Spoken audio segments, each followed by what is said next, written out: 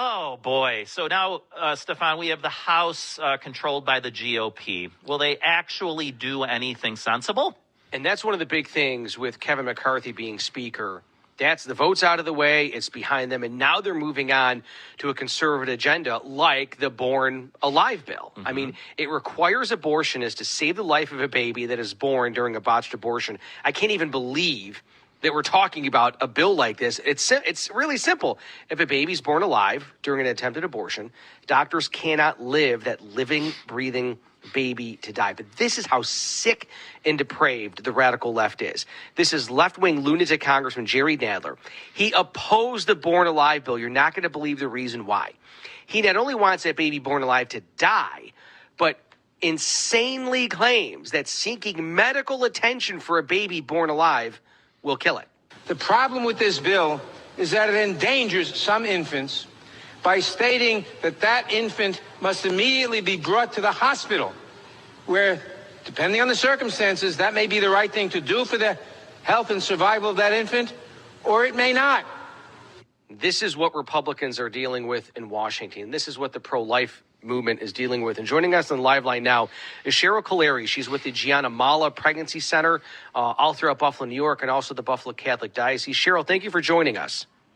Yes, thank you for having me. So before we get to the March for Life and your pregnancy center, I do want to get your take when it comes to the Born Alive bill and why that's so important for the pro-life movement. Well, many people think because of the overturn of Roe v. Wade that our work is done. And I beg to differ. First of all life matters at any stage. And as you can see, we have found ourselves in a country in a situation where many lives have been considered, quote unquote, throwaway, whether it be this baby born alive, through a failed abortion, or at the end of life where people are dealing with physician-assisted suicide and some of the other things that are coming forth. So more than ever, I think we need to educate and really let people know how important it is that they learn about these bills, about the policies that are being brought forward, so that they can make an educated vote.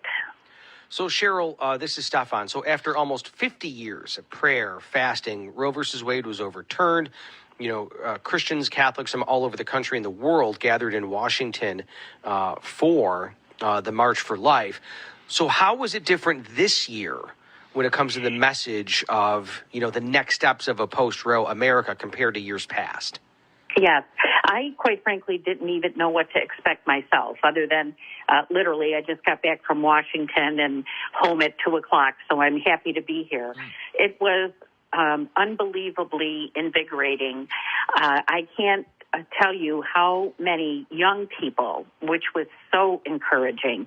We had so many young women and men, and particularly men, and from men's schools, young boys, and it really was exciting to see them have a voice and to be able to listen to some of the unbelievable speakers that we had at the march this year. Jonathan Rumi, who played Jesus in The Chosen. We had the NFL coach, Tony Dungy, and his wife.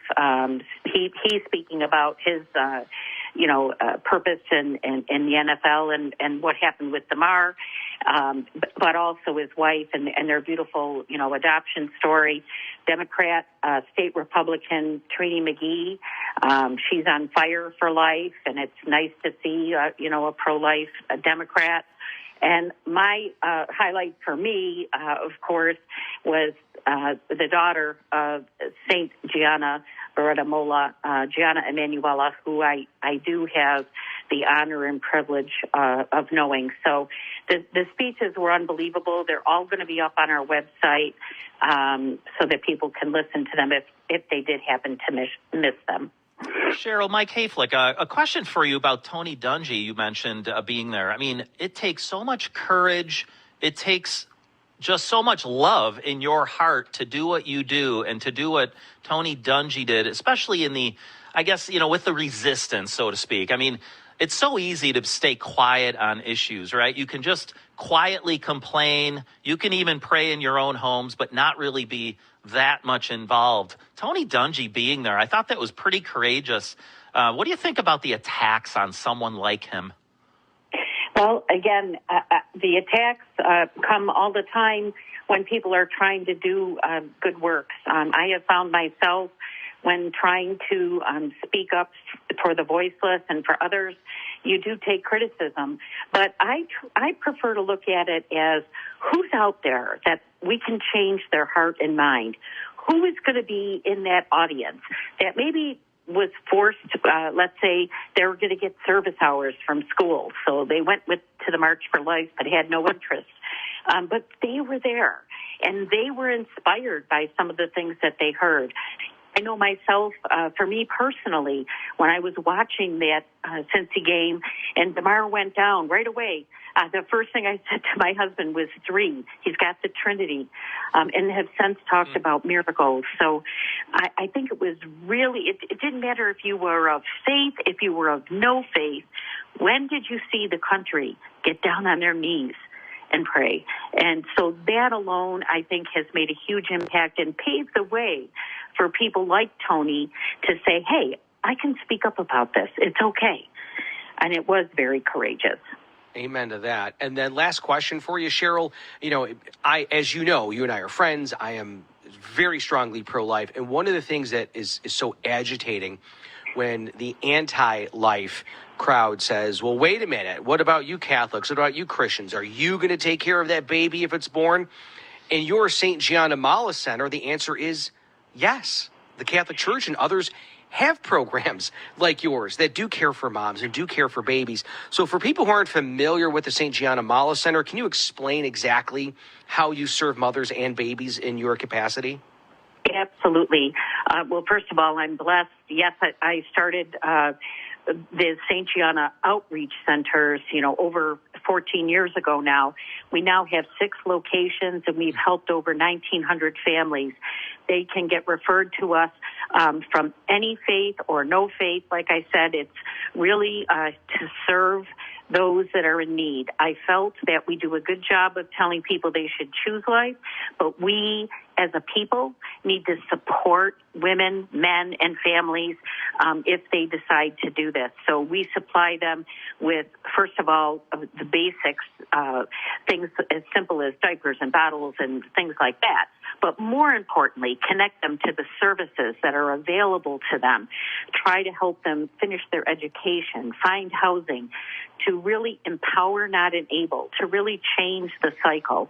And from that, the Mother Teresa home was born, where in the last 7 years on the east side of Buffalo, my husband and I reside, and we've had over 60 moms and 64 babies come through our home.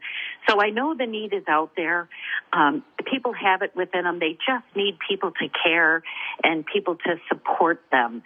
Nobody ever has come to me and said that they've decided to, terminate a pregnancy because they wanted to. It's always because they felt they didn't have a choice. And my staff is just phenomenal with helping each and every one of these women and mentoring them. Not just when the child is a baby, but some of them, we go to their birthday parties at 8 years old, 9 years old. So we're in contact with these moms, which is a good thing. They have a support system. Amen to that. Cheryl Calire from the St. Gianna Molla Center, and also, too, incredibly important to pray for you, pray for your ministry, and pray for our bishop.